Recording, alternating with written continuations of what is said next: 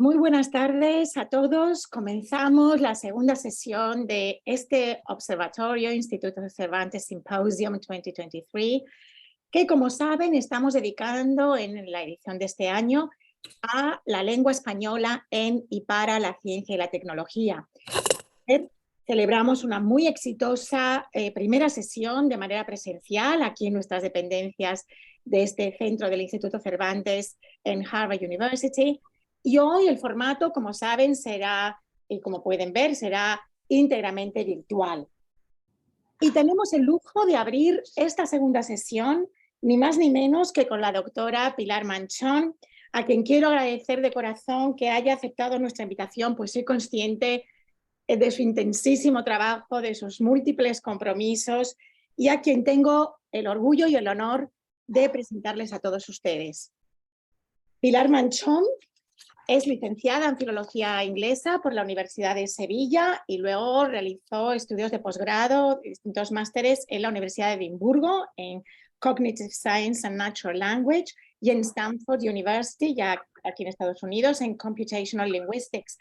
También realizó estudios de posgrado en el MIT, aquí cerquita, en emprendimiento, y posteriormente se doctoró de nuevo en la Universidad de Sevilla, también en lingüística computacional, y realizó también estudios de doctorado en Singularity University en Exponential Technologies.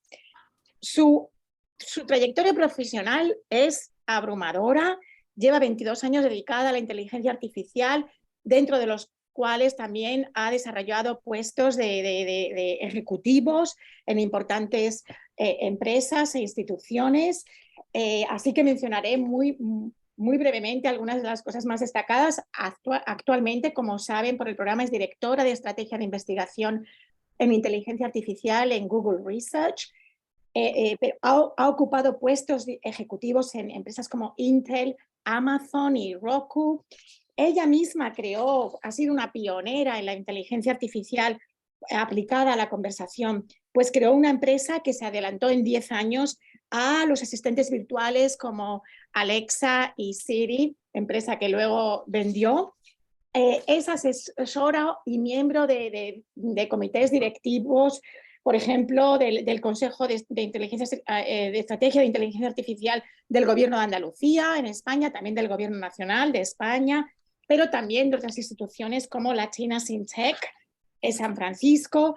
Es también miembro del comité directivo de Unicorn Cryptocurrency.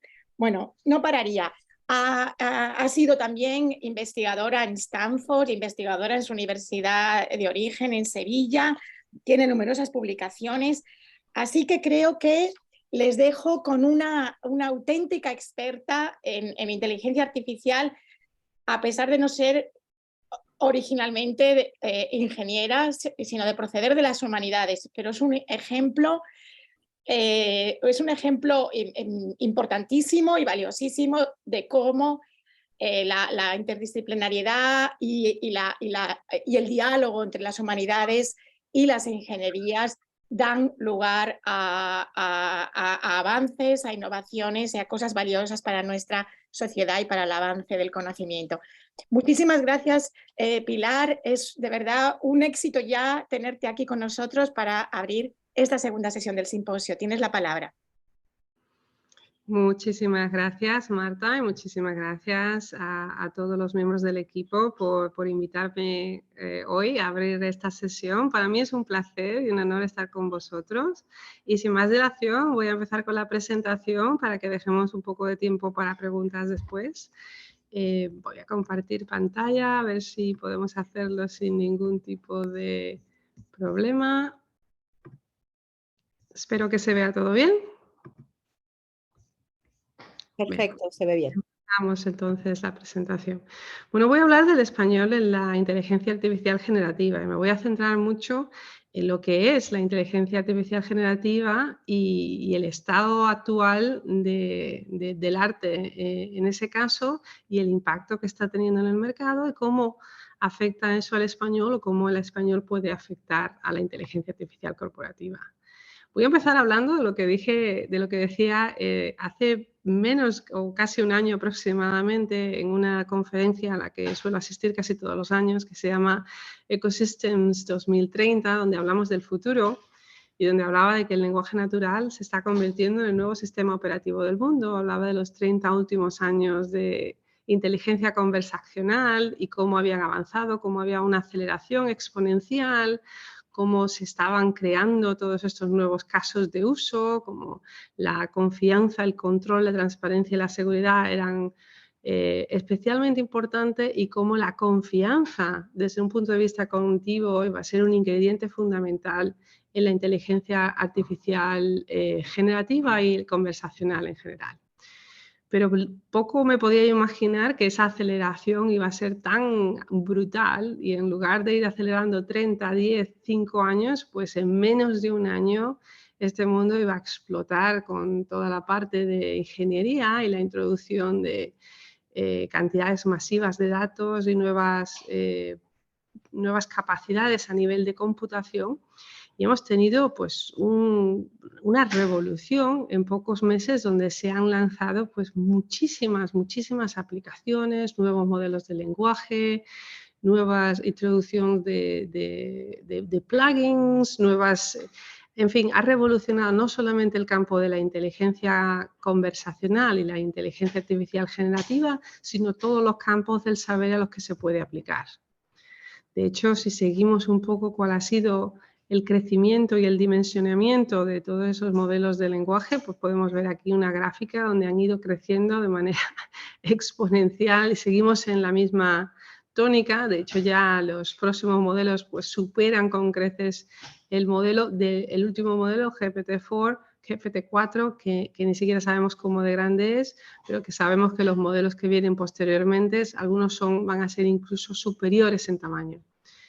Y todos estos modelos fundacionales han dado lugar pues, al crecimiento de muchísimos chatbots o agentes conversacionales de toda índole y condición, algunos de manera genérica, otros más específicos a dominios concretos, pero todos con la característica común de pasar de un mundo rígido donde la conversación era predecible y muy controlada y normalmente pues precisa, digamos, en los términos en los que se quería contestar determinadas preguntas, a un mundo completamente opuesto, donde hay una flexibilidad, una naturalidad, una similitud con el lenguaje humano enorme, pero ya hemos perdido un poco el control y la habilidad de dirigir estos sistemas a objetivos y metas concretas. Entonces estamos pasando de un lado del posible espectro de opciones al otro y cómo ha cambiado y ha afectado eso la forma de entender la inteligencia artificial y sus aplicaciones. Marzo del 2023 pasará a la historia como el mes más prolífico de la historia de la inteligencia artificial hasta ese momento. Ha sido, como decía, un proceso de aceleración tan espectacular que incluso las propias personas que nos dedicamos a esto a tiempo completo, que ya de por sí es difícil seguir cómo está el estado del arte, pues ha sido casi imposible, ¿no?, leer las noticias todo el tiempo, estar todo el tiempo pendiente de ver quién lanzaba qué, en qué momento y qué impacto iba a tener, qué tipo de efecto colateral iba a tener cualquier lanzamiento y demás. Estamos viviendo en una época de una aceleración vertiginosa. Entonces, si eso nos cuesta a los expertos, pues imagino que a las personas de pie, las personas normales que se dedican a otras cosas que no son inteligencia artificial, pero que ven lo que está pasando, pues, ¿qué están pensando cuando ven que la inteligencia artificial se mueve a la velocidad de la luz, ¿no? Al principio lo principal es, esto es interesante, vamos a jugar, qué bien lo hace, qué cosa más novedosa. Luego ya empiezan los miedos, me quedo sin trabajo en 2 días, esto va a ser capaz de hacer cosas que son las que hago yo, las que hacen las personas que conozco, pero de vez en cuando nos damos cuenta que no es tan inteligente, que dice de hecho unas cosas que no tienen sentido, que son unas cosas muy tontas, que aparecen como que pueden ser verdaderas, pero que en realidad no están basadas en datos reales y que son alucinaciones. Otras cosas es, bueno, ¿cómo ha sido capaz de hacer eso? ¿Cómo tiene esa información? Y en realidad, pues al final la gente se queda totalmente embelesada, maravillada, asustada, preguntándose cómo funciona, cómo se puede, en fin, unas reacciones muy mixtas en ese sentido. ¿Y qué pasa con el resto de los científicos y los investigadores que trabajan en este campo?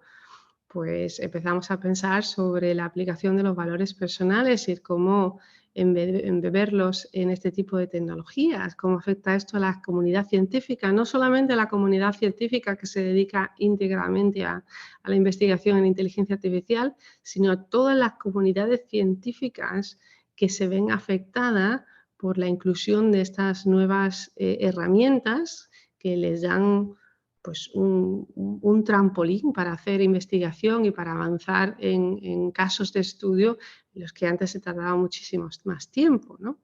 ¿Cómo afecta esto a los mercados, a la industria? ¿Qué hacemos con la legislación? ¿Cómo va a quedar el mercado laboral? ¿Es ético lo que se está haciendo? ¿Es ética la velocidad a la que se está haciendo?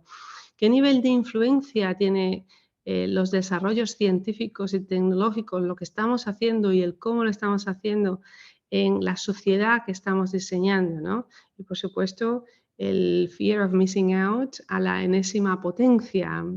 Te quedas un fin de semana sin leer la prensa especializada y ya piensas que estás perdiendo. Entonces es una especie de ansiedad existencial de la velocidad a la que se están moviendo las cosas, tu rol en ese mercado y tu responsabilidad con respecto a la dirección hacia donde vamos.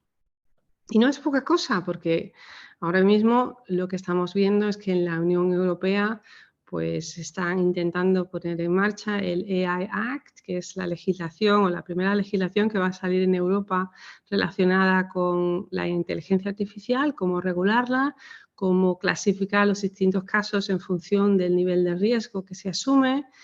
Estados Unidos y China también están tomando pasos en esa dirección. De hecho, China anunció hace pocas semanas una regulación que era mucho más restrictiva que la propia Unión Europea, que suele ser de las más restrictivas, pues siguiendo, digamos, con la pauta de que el gobierno chino su prioridad es controlar esa información y este tipo de aplicaciones pues dejan demasiada quizá flexibilidad e incertidumbre sobre la dirección en la que las conversaciones pueden llevarse. De hecho, hay un formal public request por parte del gobierno de Estados Unidos para que la gente, los especialistas, los expertos y demás comenten sobre cómo generar la legislación relacionada con inteligencia artificial y probablemente todos los que estáis escuchando hayáis sido testigos de las conversaciones que se han tenido en el Congreso con distintos expertos, ya sea Sam Altman, que es el CEO de OpenAI, o con Gary Marcus, o la convocatoria que hizo la vicepresidenta Harris con los CEOs de Microsoft, de Anthropic, de OpenAI y de Google, para ver por dónde van las cosas, qué se puede hacer y demás, porque el objetivo de todos los países, en este caso no solamente los países, sino la Comunidad Europea también y demás, es regular sin mermar la posibilidad de innovación. Y obviamente ahora mismo estamos en un momento clave en el que la regulación siempre va por detrás de la innovación y hay una diferencia de opinión significativa entre muchos de los expertos sobre el nivel de riesgo que este tipo de tecnologías puede conllevar y qué hacer al respecto. Tenemos uno de los filósofos más conocidos de todos los tiempos, filósofo romano, pero nacido en España. En una justicia tardía no es justicia. Entonces, es parte quizás de la responsabilidad de los que trabajamos en el mundo de la inteligencia artificial, pues proporcionar, digamos, las vías, la información, la transparencia, las herramientas, el control, la educación necesarias para que se pueda regular y que no haya pues daños colaterales, sobre todo en las comunidades más vulnerables, ¿no? Como parte de lo que se hizo durante ese famoso mes de marzo tan prolífico, pues hubo una llamada seguida por miles y miles de expertos y científicos en inteligencia artificial que hacían una llamada a hacer una especie de parada de 6 meses para no seguir lanzando más grandes modelos de lenguaje hasta que pues, hubiera un espacio suficiente como para que la sociedad y los órganos reguladores se tomaran un respiro. Pero también había muchos detractores de este tipo de petición, porque en realidad lo que está claro es que la innovación, la inteligencia artificial generativa y todas estas aplicaciones, esto no hay quien lo pare. Estamos en un tren que ya ha salido, estamos en un tren en marcha y lo que hay que hacer es dirigir bien, hacerlo con cautela, sin prisa pero sin pausa, e intentar asegurarnos de que lo que hacemos y la dirección a la que vamos es la correcta, ¿no?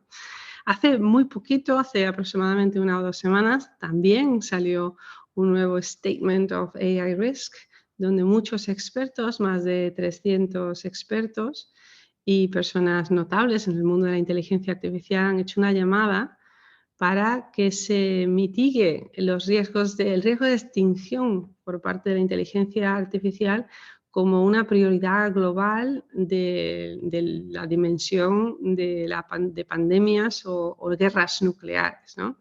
Luego está la otra parte en la que dicen que esto es una exageración y que realmente no hemos llegado a ese nivel, pero también habría que tener en cuenta que no hace falta llegar a ese nivel para tomar precauciones antes de que lleguemos, si es que hay una posibilidad. En fin, estamos hablando de cosas tan triviales como tener un asistente en casa, que es la nueva generación de los típicos asistentes virtuales como Google, Alexa y demás, a tener tecnologías a disposición de todo el mundo de unas dimensiones en su capacidad de riesgo del orden de una guerra nuclear. Entonces estamos hablando de cosas tan sumamente distintas que no es de extrañar que el mundo en general esté confundido, que haya una gran diversidad de opiniones. Y por eso lo que hemos hecho algunos de nosotros es poner en marcha foros globales donde partes tanto de las corporaciones como del mundo académico, de la industria, de los gobiernos, en fin, de todos los stakeholders, me vais a disculpar por el uso un poco de Spanglish, pues nos pudiéramos tomar unos días para hablar de todo esto y nos reunimos en presidio para hablar de la responsabilidad en el liderazgo de este tipo de aplicaciones. Se hablaba de prácticamente qué es lo que se está haciendo, por qué lo estamos haciendo y quién lo está haciendo. La idea era generar un informe que va a salir dentro de poco, que se llama The Procedure Recommendations of Responsible Generative AI, que ha sido una serie de 30 recomendaciones que salieron pues, de todos estos participantes, que ya os digo, de todo el mundo y del mundo académico, corporativo, normativo y demás, para ver en qué dirección vamos y cuáles son los siguientes pasos a seguir.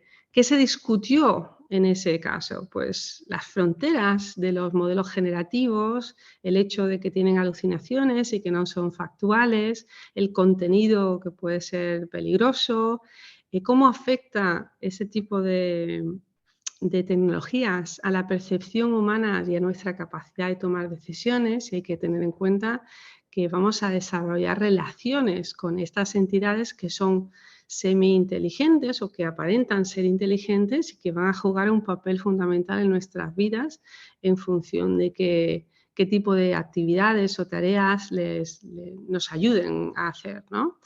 Los retos y las oportunidades a nivel sistémico, cómo va a afectar esto al futuro de la educación, al futuro del trabajo, a la misinformación, a la desinformación y a la generación de contenido tóxico, a la democratización del acceso a recursos y a la propia inteligencia artificial y al acceso a la información y demás, el rol de los gobiernos y las entidades que a lo mejor no son gubernamentales, pero que son entidades globales que de alguna manera pueden crear normativas que sigamos todos, la colaboración entre el mundo académico y el sector privado, la innovación abierta de manera más libre o más restringida en función de si se da o no acceso a esos grandes modelos y quién tiene acceso a esos modelos y qué hacer de aquí en adelante.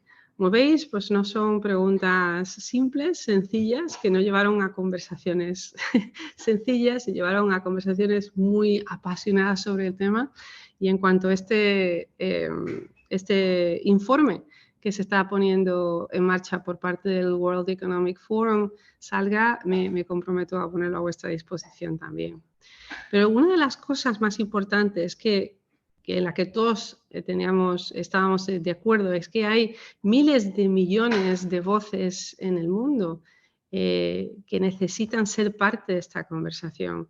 Y una de las cosas más importantes que nos atañe aquí hoy, sobre todo desde el mundo de las humanidades, el mundo de la lengua, la lingüística, y ahora vamos a hablar también un poco del rol del español en todo esto, es que hay una cierta tendencia a ver el mundo desde el punto de vista matemático. Es como si estos modelos son modelos matemáticos que básicamente han alcanzado un orden de desarrollo espectacular y son capaces de emular la forma en la que nosotros hablamos.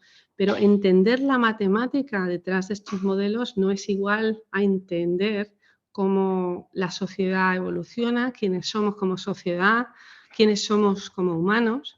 Entonces, no siempre las personas que desarrollan los modelos son las mejores personas para definir qué rol tienen que jugar esos modelos en el mundo en el que vivimos, con lo cual eso tiene que ser una conversación abierta a otro tipo de perfiles, otro tipo de formas de pensar, otro tipo de estructuras de pensamiento.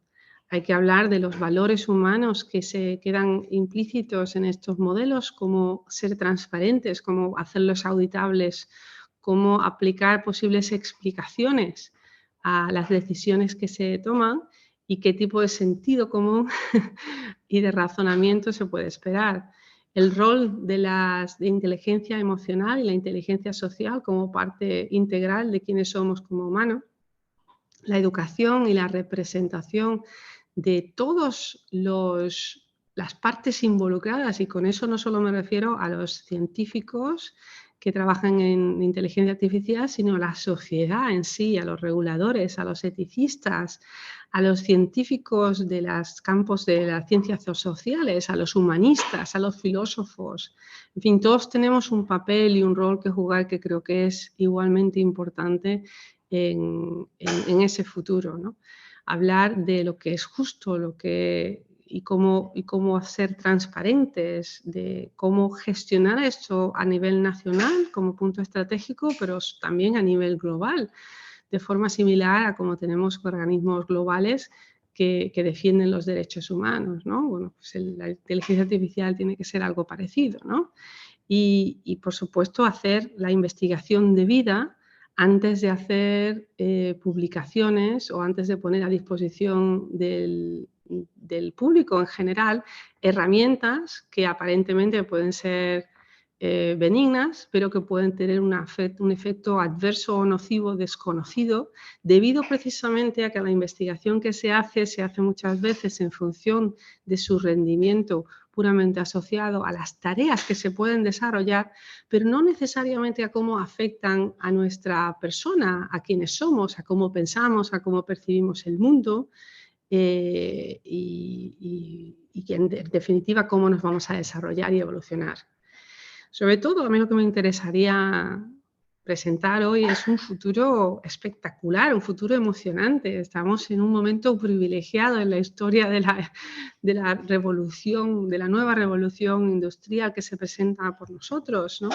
Hay cosas tan interesantes como utilizar la lengua para cambiar pues, imágenes, simplemente dar una instrucción. No necesitas ser un experto, un desarrollador o un científico para poder jugar y utilizar simplemente tu imaginación y tu capacidad de hablar y de comunicarte para cambiar las cosas, para crear vídeos a partir de imágenes, para crear nuevas imágenes a partir de otras imágenes con variaciones que puedas describir o imaginar tú misma, en cambiar eso con tu propia voz, con tu propia forma de ver. En definitiva, poner la complejidad, algo que era tan caro y tan complejo y requería tanta formación o equipos de personas y de recursos específicos, ahora están al alcance de la mano de casi cualquier persona que simplemente sepa utilizar el idioma. se puede utilizar la lengua, pero ¿qué lengua? Y ahora pasamos a hablar de cómo importante es el hablar inglés, el hablar español, el hablar cualquier otro idioma y qué impacto tiene eso en cómo estamos viendo que se desarrolla el mundo. Todos sabemos que el idioma de comunicación oficial a nivel científico es el inglés, es el idioma más hablado a nivel científico para pues, la comunicación y el compartimiento de todo tipo de avances, pero el papel del español es fantástico. Me he tomado la libertad de utilizar el propio informe del Instituto Cervantes para recolectar estos datos. Sabemos que el español es la segunda lengua materna con más de 496 millones de personas, que representan un 6,3% de la población global, o es la cuarta lengua en número de hablantes, o la tercera lengua más utilizada en la red, la tercera lengua más usada en la ONU, la cuarta más usada en la Unión Europea, la segunda en textos de carácter científico. Y el poder de compra del conjunto de los hablantes de español es del 9% del PIB mundial. Estamos hablando de una lengua tan importante, tan impactante, no solamente para nosotros individualmente, sino a nivel mundial. Y se está traduciendo eso en la inteligencia artificial generativa. Pues obviamente todos estos grandes modelos de lenguaje que están parseando literalmente la web en su integridad, están utilizando muchos o todos, casi todos los idiomas que conocemos, pero el foco principal actual está siempre en el inglés. ¿Y por qué es importante que nos centremos? Bueno, se me había olvidado mencionar, perdón, la importancia del español en la música latina y demás, que creo que también la música es una parte importante de nuestra cultura, ¿no? Pero ¿por qué es importante que pensemos en el impacto del español y el impacto de la inteligencia generativa en el español, ¿no? Porque el idioma y la lengua le da forma a nuestros pensamientos. Tiene un impacto enorme en la forma que tenemos de pensar y en la forma en la que tenemos de percibir el mundo. Y la tecnología tiene un impacto también en la forma en la que nosotros utilizamos el idioma. De hecho, todos probablemente hayáis podido experimentar cómo las limitaciones tecnológicas en el uso de asistentes virtuales previos con tecnologías limitadas han hecho que cambiemos la forma que tenemos de interactuar, que nosotros, que somos más inteligentes que muchos de estos asistentes, pues utilicemos el idioma de una forma específica para optimizar nuestra comunicación con ellos y eso se convierte ya en algo casi automático. De hecho, las búsquedas que se hacen por Google normalmente no se hacen tampoco en un lenguaje puramente natural, se hace en un lenguaje seminatural, aprendido, que optimiza los resultados que sé que voy a tener. Entonces, si el lenguaje le da forma a nuestros pensamientos, si la tecnología influencia esos pensamientos y tiene un impacto en cómo percibimos el mundo, entonces la tecnología también influencia la forma en la que pensamos y en la que percibimos el mundo y en la que nos relacionamos entre nosotros y con el resto del mundo. Y ahora, en cómo nos relacionamos con la tecnología. Estamos hablando de que el español no es solamente una parte crítica de quiénes somos los hablantes nativos o de qué papel juega en el mundo, sino de que implica una forma de pensar, implica mucho más que el uso de la lengua en sí como pura herramienta de comunicación, implica cultura, implica una forma de percibir, de vivir, de ser humanos, ¿no? Entonces, es importante tener en cuenta cómo va a afectar la inteligencia artificial generativa al español, pero también cómo va a afectar el español a la inteligencia generativa. Creo que una de las cosas más importantes que tenemos que pensar, sobre todo en el rol que juegan pues muchos de los presentes aquí que se dedican a las lenguas, a la filología, a la lingüística, al mundo de las humanidades y demás, que muchas veces queda un poco como en segundo plano con respecto a la inteligencia artificial, porque parece que la inteligencia artificial es pura matemática y en realidad no, es importantísimo que estudiemos esta influencia bidireccional entre la influencia del español en la inteligencia artificial generativa, en esos valores, principios y demás que están embebidos, en esos comportamientos, en esa forma de comunicación que queremos que sean parte de esas futuras aplicaciones que estamos desarrollando, y también cómo la predominancia de este tipo de herramientas está afectando a la forma de comunicarnos, probablemente incluyendo pues, tipos de comunicación que son más propios de otros idiomas, precisamente como el inglés, porque esos idiomas tienen un mayor protagonismo en la inteligencia artificial, y cómo va a afectar eso al español, para que seamos conscientes y para que tengamos voz y voto en qué dirección vamos, no solamente como sociedad, sino en el rol que juega nuestro idioma y en el rol que el idioma puede jugar, que la inteligencia artificial puede jugar en el desarrollo de nuestro idioma. Decía Stephen Hawking que la inteligencia es la habilidad de adaptarse a los cambios. Y ahora estamos en un momento de cambio exponencial en que la tecnología, las aplicaciones, las herramientas, todo está cambiando tan drásticamente, tan rápidamente, en tantas direcciones, que es muy difícil anticipar y poner un poquito de orden en ese caos. Pero lo más importante es ver no solamente cómo nos vamos a adaptar nosotros como sociedad y como individuos y como colectivos, sino dentro del colectivo de hablantes del español, cómo queremos que el español sea parte de ese nuevo paradigma que estamos creando y cómo podemos anticipar que este nuevo paradigma va a afectar el desarrollo del español y el futuro de nuestro idioma. Creo que hay que mirar al futuro con mucha emoción, con mucha esperanza, pero también con mucha humildad.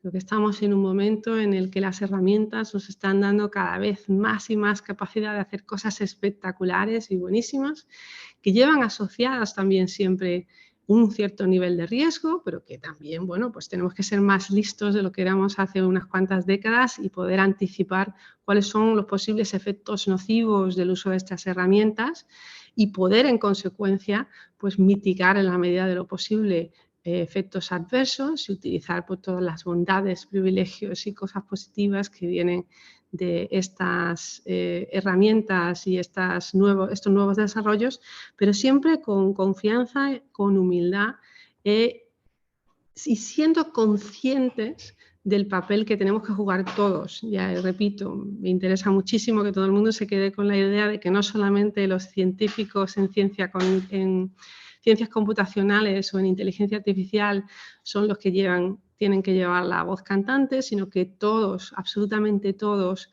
tenemos un rol que jugar, y para eso es necesario educarse, para eso es necesario no solamente saber mucho del campo de cada uno, sino entender cómo funcionan estas tecnologías hasta el punto que uno puede tener una opinión educada y en consecuencia voz y voto en la dirección hacia donde vamos.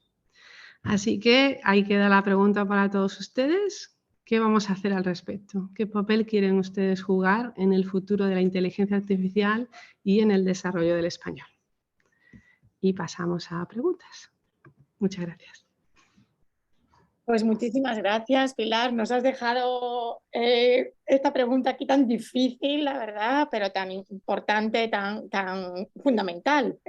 Muchísimas gracias por esta presentación brillante y completa, este recorrido que solo alguien como tú nos podía presentar. Así que efectivamente vamos a dar paso a los asistentes. ¿Hay alguien que pueden ustedes hacer las preguntas en inglés o en español, como quieran? ¿Hay alguien que quiera que se anime a hacer una primera pregunta? Pues empiezo yo, Pilar. Me ha gustado mucho cómo distinguiste en un momento de tu presentación, dijiste una de las preguntas que tú misma planteabas en tu reflexión del principio, sí, creo que fue uno de los puntos que se discutieron en uno de las reuniones que mencionaste, y distinguías, ¿es ético lo que se está haciendo de es ético la velocidad a la que se está haciendo? Bueno, no sé si es una distinción o que se complementan, pero sí me gustaría que ahondaras un poquito en eso, o qué te parece más importante, ¿es esto ético lo que se está haciendo o la velocidad a la que se está haciendo? Yo puedo dar mi opinión particular y el posicionamiento de Google como representante de Google, ¿no? Como representante de Google siempre hemos abocado por hacer un desarrollo responsable de este tipo de tecnologías. Y de hecho, en ese gráfico que mostraba yo antes sobre cuál ha sido la evolución en los últimos 30 años, pues se puede ver claramente como Google, de hecho, ha sido, pues, digamos, el protagonista de los avances científicos que han sido los catalizadores de donde estamos ahora. De hecho, ya en el 2015 se publicó un primer artículo donde se hablaba de determinadas relaciones, del sequence to sequence y determinadas inferencias y demás, pero en realidad el catalizador principal de los modelos que se están utilizando ahora, que son los transformers, pues fue cuando se publicó BERT, que se publicó el artículo en el 2017, pero salió BERT en el 2018, creo recordar, así de memoria, que ha sido pues lo que ha, con puro avance ingenieril, que no han sido ya nuevos descubrimientos científicos, y aplicando pues las metodologías de los transformers, es como se ha ido creciendo, pues, utilizando más computación y utilizando mayor cantidad de datos, y eso es lo que nos ha llevado a la situación actual, ¿no? Entonces, eso se ha intentado hacer de la manera más responsable posible, intentando hacer experimentos, intentando minimizar pues, la parte más negativa. Todos sabemos que estos modelos pues, no funcionan del todo bien, no son fiables, te dicen algunas mentirijillas, se imaginan situaciones que no existen, te hablan con mucha confianza de datos que son inventados. Y algunas veces no, algunas veces te dicen todo lo correcto. Entonces la dificultad está en saber cuándo dicen algo que es cierto y cuándo te dicen algo que es inventado, ¿no? Entonces pues se ha hecho con mucha mesura, intentando encontrar métricas y formas de controlar y de prever cómo se puede utilizar esto. Hay otras formas de verlo, en los que, bueno, pues una vez tienes algo que es interesante, es importante, lo lanzas al mundo y utilizas el resto del mundo como un poco como conejillo de indias. Dice, bueno, pues aquí está, os avisamos de que no es perfecto, pero lo probáis. Y bueno, es otra filosofía, pero es una filosofía también que conlleva muchos riesgos, porque al no saber qué puede pasar, pues se puede decir, bueno, daños colaterales va a haber siempre, pero yo me desentiendo y que la gente lo pruebe y que pase lo que pase. Y al final de eso pues aprenderemos, porque en definitiva la forma que tiene de desarrollarse la tecnología ha sido un poco prueba y error. Pero a mí me gustaría pensar que en algunos casos, sobre todo cuando hay razones para ver que este tipo de tecnologías pueden tener un impacto mucho más profundo y duradero que otras tecnologías, pues hay que tomar precauciones más profundas que prevengan ese tipo de daño colateral. Entonces yo no soy partidaria de parar, no soy partidaria de que tengamos que dejar de lanzar este tipo de aplicaciones, pero sí soy partidaria de hacer pues un enfoque mucho más profundo en la parte responsable y ética, hacer una investigación, dedicar mucho más recursos a lo que es la investigación en esa dirección, y en protocolos y metodologías que prevengan que se utilice al ciudadano de a pie como conejillo de indias, para que podamos prevenir en la medida de lo posible los posibles daños que se puedan generar a partir del uso continuado de estas tecnologías, que muchas veces pues, son no solamente desconocidos, sino que tienen distintos tipos de inferencia en múltiples pasos, ¿no? Cuando utilizamos las redes sociales, empezamos a utilizar las redes sociales hace 15 o 20 años, pues no sabíamos lo que iba a pasar, pero el hecho de optimizar para hacer match engagement pues ha resultado en una generación que cognitivamente ha cambiado su forma de pensar y su capacidad de digamos, relacionarse con determinados contenidos ha decrecido significativamente.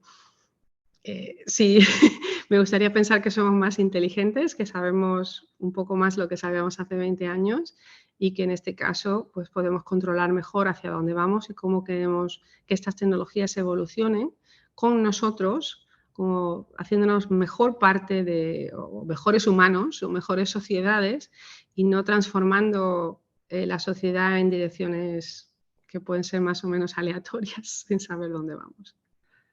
Bien, muchas gracias. ¿Alguien quiere hacer alguna pregunta? Por ahora no se anima la gente. Yo quería, en alguna entrevista que he leído contigo, hablabas del espinoso, me imagino, tema de antropoformizar, antropoformizar la inteligencia artificial. ¿Podías reflexionar un poco con nosotros sobre ese tema? ¿Qué ventajas tiene? ¿Qué riesgos? ¿Cómo lo ves tú? Pues sí, hay muchísima controversia con respecto al antropomorfismo y de hecho fue uno de los temas cuya discusión yo lideré en esta summit que os comentaba antes, y una de las cosas más, o de las anécdotas más notables, digamos, de esa discusión es que de las 19 o 20 personas que estábamos debatiendo en esa mesa redonda, cuando hicimos la pregunta sobre quién piensa que el antropomorfismo es positivo o negativo, o debería ser de esta manera o de otra, pues todo el mundo pensaba que era una pregunta obvia. Y sin embargo, cuando hicimos la votación, había pues 10 de un lado y 10 de otro, o 9 de un lado y 10 de otro. Entonces, todos pensaban que era una cuestión obvia desde su punto de vista y, sin embargo, todos tenían creencias muy fuertes sobre cómo debiéramos gestionar el antropomorfismo. Desde mi formación como científica cognitiva, creo que hay mucha confusión sobre lo que eso implica. Y se habla del antropomorfismo como algo negativo que hay que evitar en todo momento, casi como una enfermedad. En definitiva, el antropomorfismo es algo natural que hacemos los humanos en función de cómo funciona nuestro cerebro y de cómo proyectamos el tipo de inteligencia que hemos aprendido. Entonces, es muy normal, es un fenómeno normal. ¿Es beneficioso o perjudicial en función de para qué y cuándo? Si estamos hablando de que una persona puede engañar a otra precisamente utilizando ese antropomorfismo para llevarle a hacer cosas que no quiere, pues obviamente es muy negativo. Si estamos hablando de utilizar el antropomorfismo para hacer que unas personas aisladas se sientan menos solas y pues ayudar en el tema de la soledad en la vejez o ayudar en el tema de determinadas patologías sociales y demás, yo no creo que el antropomorfismo sea algo negativo. Entonces, como cuando hablamos de la tecnología siendo buena o mala, depende para qué la use, no hay tecnologías que sean buenas o malas, depende del uso que se haga.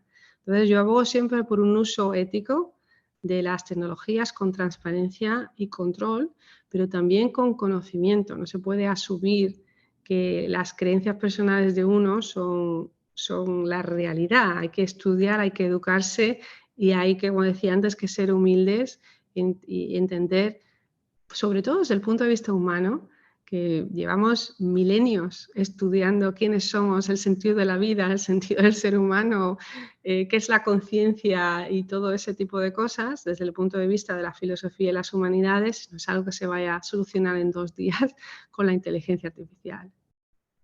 Te está animando la gente, pero te quería solo pedir una matización para los que somos bastante ignorantes en este tema. Cuando habláis de antropomorfismo, ¿os referís a los avatares o, por ejemplo, también al hecho de que feminicemos a Alexa, ese tipo de cosas?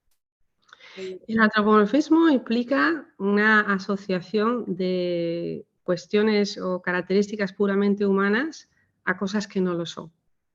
Entonces puede ir desde ver caras en cosas que no son humanas, a asumir que porque uno de estos asistentes te habla de determinada manera tiene sentimientos, o de que pues hay otro tipo de consciencia o sentience, no sé cómo se dice sentience en español, sentiencia. eh, y ese tipo de cosas, o incluso el uso de emoticones. Hay eticistas que han criticado y querían prohibir el uso de emoticones por parte de los grandes modelos de lenguaje, diciendo que, bueno, que no es ético que un sistema basado en inteligencia artificial pues sonría, porque esa sonrisa es falsa, ¿no? Quitando pues, todo tipo de la comunicación humana en general, es una comunicación emotiva y no es solamente, no se está fingiendo, hay cuestiones que tienen más que ver con la forma de comunicarse, con la educación, con la cordialidad y con cómo estamos acostumbrados a recibir determinados mensajes y necesidades propias nuestras, no necesidades de la máquina. Entonces, todo lo que tiene que ver con emular un comportamiento humano en cosas, o emular o percibir un comportamiento humano en cosas que no lo son.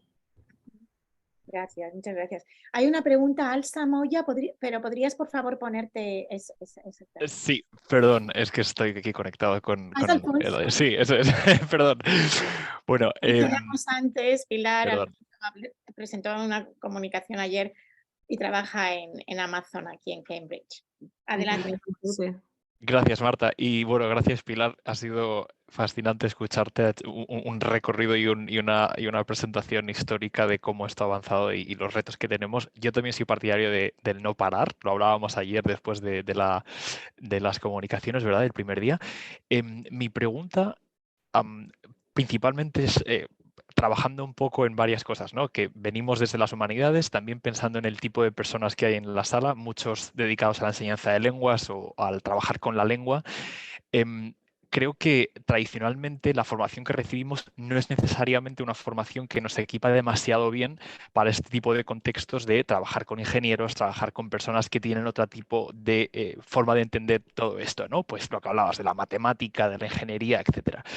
En tu experiencia y en tu camino, ¿qué recomendaciones o qué pues, sugerencias harías a personas que trabajamos o que tenemos pensado trabajar o que de alguna forma tienen esa capacidad de impactar a nivel de aula? ¿Qué recomendaciones podrías compartir de cosas o metodologías o enfoques o caminos que puedan ser recomendables para un poco paliar ese hueco que existe, ¿no? Estupendo. Pues mira, me encanta esa pregunta porque hace muy poquito tuvimos un evento organizado por la Fundación Santander, la Fundación del Banco Santander y Universia, que tuvo lugar en Valencia, donde se reunieron pues 700 rectores de universidades de todo el mundo, embajadores, gente desde el gobierno, en fin, muchísimos actores sociales y corporativos precisamente para hablar del futuro de la educación. Y una de las cosas que yo tuve la oportunidad de decir allí es que la educación tiene que cambiar y que lo que necesitamos es hacer una educación mucho más multidisciplinar. Cuando hablamos de la inteligencia artificial, pues en muchos casos estamos hablando de, sobre todo a nivel de los ingenieros que trabajan en ese tema, estamos hablando de formaciones a muy alto nivel, muy específicas, profundas, pero que en busca de esa especialización tan alta, pues han dejado de lado formación humanista, que hace que tengan una formación muy básica en cuestiones pues, lingüísticas, filosóficas, históricas, que tienen mucho que ver con quiénes somos como sociedad, como humanos, cómo pensamos, cómo evolucionamos y demás. Y luego está la parte de las humanidades, donde se da de lado a la matemática, que parece que es algo casi prohibido. No, yo ya si hago humanidades no necesito matemáticas más que las básicas. Y entonces, pues, el análisis de la inteligencia artificial y de los modelos queda como una caja negra donde hay una magia matemática que ocurre y que nadie tiene por qué entender. Y eso, pues, tiene una barrera, ¿no? Yo creo que hay que romper muchos mitos. El que estudia humanidades no es porque sea menos listo o menos capaz, es porque le gustan otro tipo de cosas. El tema de estudiar a los humanos es extremadamente complejo y ya decía yo antes, llevamos milenios intentando ponernos de acuerdo y dependiendo de qué filosofía quieras seguir o no, pues tú eliges cuáles son tus valores y cuáles son esos principios y demás. ¿Cómo vamos a esperar que un modelo matemático nos diga cómo vamos a ser más humanos si ni siquiera nosotros sabemos lo que eso significa? Y eso no te lo va a decir un ingeniero en un modelo matemático, sobre todo si ese ingeniero ni siquiera tiene conocimiento de la historia, de cómo hemos llegado al pensamiento actual, ya sea occidental o oriental, ¿no? En función de todas sus ramas. Entonces, tú me dices qué haría. Yo abogaría, animaría a hacer una formación muchísimo más multidisciplinar. Desde el punto de vista de las personas que están, pues, los rectores en este caso y los reguladores, pues ayudar a crear los currícula de una manera mucho más flexible y de una manera pues, mucho más adaptada a la forma de evolucionar y a la velocidad en la que nos estamos moviendo. Desde el punto de vista de los profesores y los estudiantes que están ahí al pie del cañón, pues utilizad todas las herramientas a vuestra disposición para seguir al cabo de la calle y ampliar, extender esos conocimientos sin miedo. Sin miedo. Yo una de las cosas que más observo en la gran cantidad de gente con la que trabajo es que los lingüistas y la gente de humanidades suele infravalorarse en su capacidad de poder entender o estudiar algo complejo, sobre todo en el mundo de las ciencias o la matemática, y los ingenieros suelen sobrevalorarse en su capacidad de entender en un fin de semana todo lo que un lingüista o un diseñador puede hacer, ¿no? Entonces hay que cubrir esos huecos, hay que dar el respeto que merecen a la complejidad de las distintas ciencias, ya sean sociales o exactas en las que trabajamos, y crear equipos mucho más multidisciplinares y formaciones mucho más multidisciplinares también, casi renacentistas, si pudiéramos ir en esa dirección. Muy bien, muchas gracias. Muy bien. Pues hay ya 3 preguntas, pero voy a leer primero un comentario porque tiene relación con lo que decías, con aquella pregunta sobre la ética de lo que se hace y de la velocidad a la que se hace. Dice Socorro Suárez desde Oviedo, en España, totalmente de acuerdo con Pilar, no se trata de frenar un desarrollo que tanto puede facilitarnos la vida, se trata de hablar seriamente del tema y acostumbrar a los medios de comunicación a poner la ética en el centro de la discusión para que los humanos seamos conscientes de nuestra inteligencia natural. Bueno, pues entonces te doy una de las preguntas de Bello, J. Bello, no sé la inicial a que corresponde. Dice, gracias Pilar por la presentación. ¿Existe algún foro que estudie las relaciones entre inteligencia artificial y docencia? Por ejemplo, a través de Google o de otras empresas o organizaciones. Sí, de hecho existen muchísimos foros que se dedican exclusivamente a eso. Dentro de Google tenemos ramas específicamente dedicadas a la educación, a la formación, no solamente desde el punto de vista de las herramientas que se pueden generar, sino desde las relaciones corporativas entre Google y las universidades. Hay una parte concreta de Google que se llama University Relations, que básicamente intenta ayudar a las universidades a montar los programas, a utilizar determinadas herramientas, a facilitar el acceso a recursos que suelen ser más caros para los estudiantes pues de manera gratuita. En mi caso, incluso en España, estoy colaborando desde el punto de vista de investigación con la parte de Google Spain de University Relations para montar una cátedra en inteligencia artificial en la Universidad de Sevilla,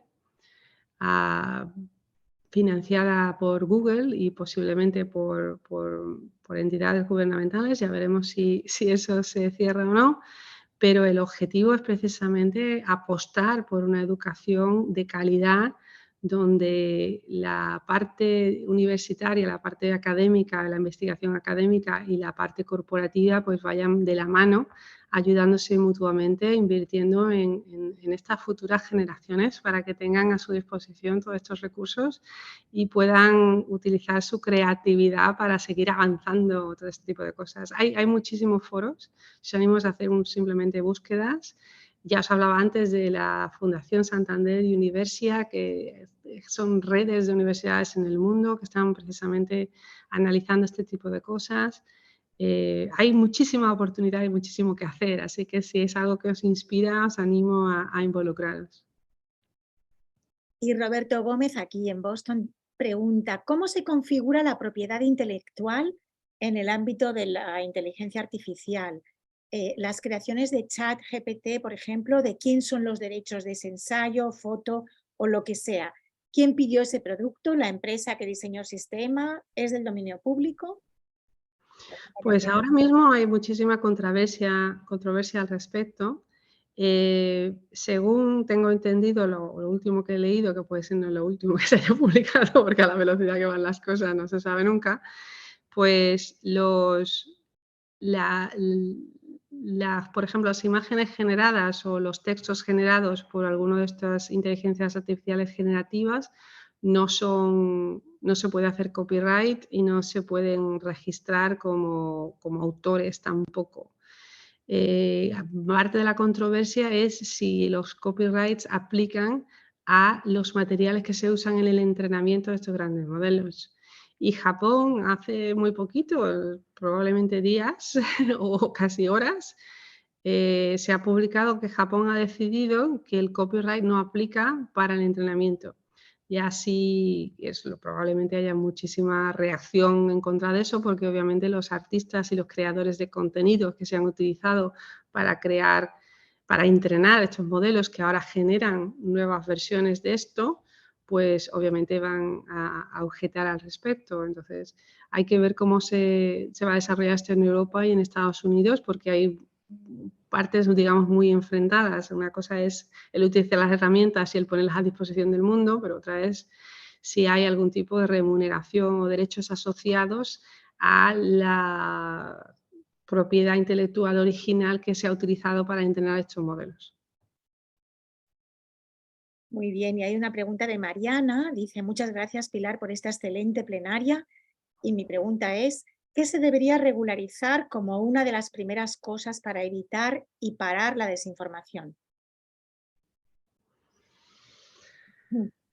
Ojalá tuviera yo la respuesta a esa gran pregunta. Estamos todos trabajando mucho en esa dirección, porque la desinformación puede tener distintas causas. Hay la desinformación, digamos, a conciencia, es decir, alguien tiene la intención de introducir maliciosamente esa desinformación, pues con un objetivo concreto, ya sean objetivos políticos, objetivos sociales, objetivos de todo tipo, objetivos no éticos.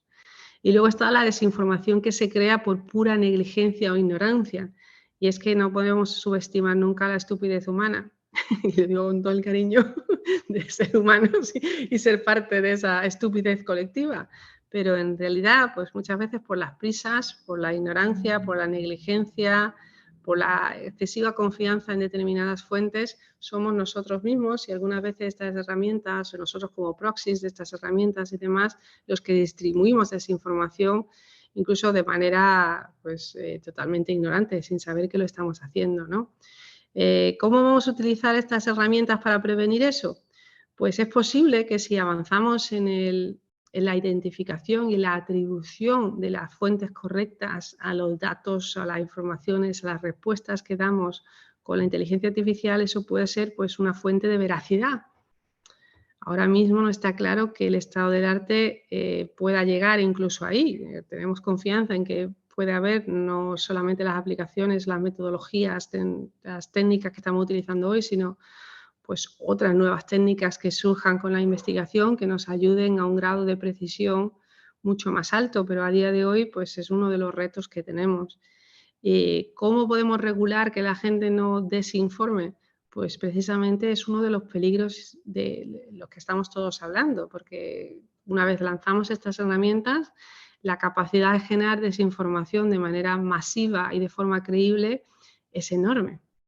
Y sin embargo, el liability, la responsabilidad asociada a hacerlo, pues no viene acompañada legalmente por una cobertura suficiente o con unas herramientas que permitan detectarlo a una velocidad en la que el impacto no sea tan negativo. Entonces estamos ahora mismo en un punto en el que tenemos más retos que soluciones y por eso es necesario echarle más poder mental y que todos aunemos nuestros esfuerzos para encontrar soluciones a estos problemas. Muy bien. Marco de la Garza, que está ahí en imagen, quería hacer un comentario. Adelante, Marco. Gracias. I attended the symposium last month that Google gave, and I was very impressed by some of the comments. I'm going to kind of paraphrase from Google itself. They're not trying to curtail the growth. It's like you said, that the train's already left the station, but it's not our standard diesel train. This is more a high-speed bullet train like in Japan, right? And it's just gaining momentum. They're not trying to curtail growth or momentum. What they're trying to do is set governance and set safety measures in so the train doesn't go off the tracks. And I was very impressed by, I'm just paraphrasing, and you probably read all the chats. I was there. but I'm just paraphrasing some of the things that were said. And I'm just very impressed by that because somebody has to do that. And Google is one of the largest, worldwide, corporations. And I'm also glad that you're including universities, students, think tanks to help give ideas, because some of the younger students and the younger generation will have more ideas because this is more of their, just like we were talking earlier, you weren't, with us, but I'll be 57 this year. So what I've learned in life is I'm older. When I was 20 or 30, I was on top of the world, climbing the corporate ladder and everything. But when you get older, it's kind of like a parent. When your child grows up, you have to let go and give them more responsibility, more respect, and more distance, to be their own person. And I can see you doing that with the AI, because in a way, it's not really a child anymore. It's like about a teenager right now, because this has been going on for quite a while. So teenagers, they can go either way, but as long as they have governance and guidance, because when you're programming these things, and you know this better than me, the term from the 80s, GIGO, garbage in, garbage out, right? So if we don't program them correctly, and if they start programming other programs, we can have a lot of problems. But I'm thankful for Google for staying on top of such things and expressing that need for governance and for all the different things that you're doing. I just want to tell you thank you for that, because that brings me a lot of peace knowing that you guys are, it's just not going to go crazy, that you're really trying to do your best to do that. And I just wanted to thank you for that. Thank you. Well, thank you for thanking us. Delighted to be able to contribute, humbly contribute to the discussion and try to direct that bullet train that you were mentioning in the right direction. And there are so many people, not only at Google, but everywhere else, trying to do the right thing, that I think we'll get there. Yo quería hacerte una pregunta, Pilar, sobre la traducción automática. Bueno, una doble pregunta. Por un lado, ¿cómo ves el futuro de la traducción automática? Ya sé que se ha perfeccionado muchísimo. No sé si tú opinas que en ciertos ámbitos de la traducción, en, yo qué sé, traducción comercial, en ciertos ámbitos donde el vocabulario y las estructuras sintácticas sean como más, haya más patrones más marcados que, por ejemplo, la traducción literaria, ¿la traducción automática podría llegar a reemplazar a los traductores humanos? ¿O crees que no, que seguirá siendo siempre o durante mucho tiempo una herramienta cada vez más sofisticada, pero una herramienta de ayuda al humano, al traductor profesional? Y otra pregunta, la traducción automática en su día, cuando empezó, de repente luego hubo que pararla porque se dejó de invertir, porque a mediados del siglo XX, porque no avanzaba, se cometían muchísimos fallos. En cambio, ahora estas últimas décadas se ha retomado y se ha avanzado muchísimo. ¿Tú sabes si ha habido o si se puede sistematizar o generalizar en algún factor que fuera lo que fallaba, por ejemplo, el contexto, la falta del contexto, en aquellos inicios respecto a ahora? ¿Qué fue? ¿Hubo algo esencial o simplemente el desarrollo de la tecnología, de la inteligencia artificial, etcétera? ¿O hubo algo en general que se puede decir que fallaba entonces y por eso una vez que se solucionó ahora está tan avanzada ya la traducción automática? Voy a empezar por la segunda pregunta, si no te importa.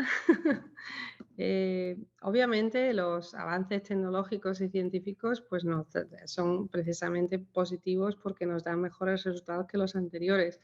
La diferencia entre las técnicas que se utilizaban antes y las que se utilizan ahora, una de ellas, la fundamental, es la utilización de los transformers, como decía antes, y la utilización, sobre todo, el hecho de poder utilizar estas metodologías para hacer una traducción mejor de lenguas con pocos recursos existentes. Porque utilizando los grandes modelos y utilizando pues los patrones aprendidos a partir de muchas lenguas, con menos recursos en una lengua nueva se pueden generar resultados mucho más mejores que se podían anteriormente a través de las traducciones entre distintos pares de lenguas, que a veces pues llevaba a traducciones un poquito creativas, vamos a ponerlo así. Entonces, obviamente, esas nuevas aproximaciones y metodologías han tenido un impacto brutal en la capacidad de hacer mejores traducciones y en la de hacer más con menos en el caso de las lenguas con pocos recursos. O sea, que eso creo que es innegable.